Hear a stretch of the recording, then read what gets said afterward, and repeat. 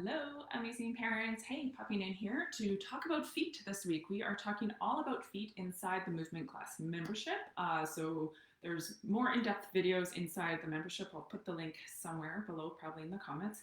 But popped in here today to talk a little bit about feet and what simple things you can do at home to increase your child's brain's awareness of their feet, because feet are the foundation of how we stand and how we walk. Um, Feet are, but let's back up. First, our brains need to know where our feet are in space and how they can move comfortably before we can get up into standing and before we can start to walk. Our brains have to have a full map of what our feet can do. And it often starts with our kids. Well, it doesn't often, it always starts with us lying on the floor. So if you watch neurotypical babies, they're kind of on the floor, lying down, flailing around. They're hitting the floor with their feet, and they're hitting the floor with their hands. And what they're doing is they are self-initiating movement, quality movement that gives their brain quality information, and all of that through their senses. So all of that quality information is going into their brain. Their brain's collecting that information of how their bodies are moving under the force of gravity. It's collecting that information, and then their brains organize it in a way that's useful. So then it starts to, once they get enough information, then they can start to use intentional movements. So then you start to see an intentional kick at something, or an intentional, thumb in the mouth. So their brain naturally creates those random movements to collect sensory experiences. Now, a lot of our kids with special needs are missing out on that. I know my daughter didn't move for the first kind of 6 months of her life. She didn't generate those random movements. She didn't collect all of that sensory information for her brain. So she had no idea that she had feet. She didn't know where her feet were. She didn't know what her feet could do. She didn't know how her feet could move. So you as parents can be kind of the supplier of that information, that quality information for their brain. If your child is missing that self-generated movement of exploration. And one way to do that with the feet. So this week we're just concentrating on the feet and learning to stand by lying down, because this is the safest place for most of our kids, on the floor, lying down. Your brain can't learn if it's stressed or it feels uncomfortable or it's scared. So that's why we often work with kids lying down. So the brain is in a comfortable position to actually learn. It has the space and the opportunity to learn new things. So you can simply start by mapping the feet, giving your child's brain that quality sensory information through basic, I call it body mapping of the feet. And it's simply exploring all the different parts of the feet. So during your everyday life, you could kind of pause for a moment, maybe during a diaper change, maybe when you're putting your child's socks on or shoes. Just take a moment to explore all the different wonderful parts of their feet. And you'll get better results.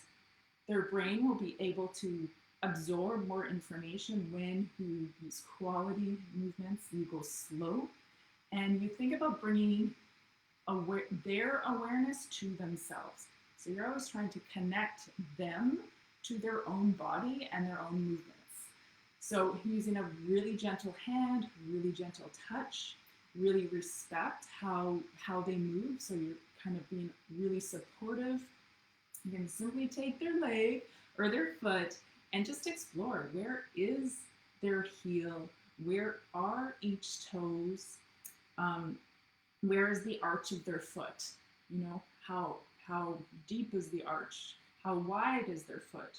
Where's the top of their foot? Where's the side of their foot? Where's the outer edge of their foot?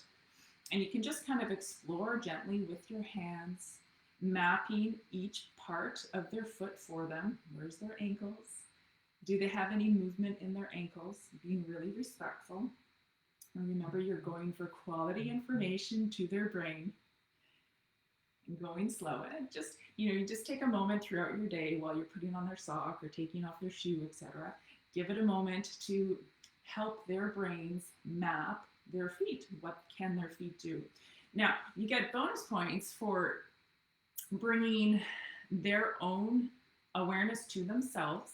So often, actually having them touch their own feet is even better information, is even better sensory information. So you can have them touch their own feet. Now, know a lot of our kids have trouble actually reaching their feet. So that's a whole nother kind of, that's a whole nother week. That has to do often with the pelvis, the movement of the pelvis.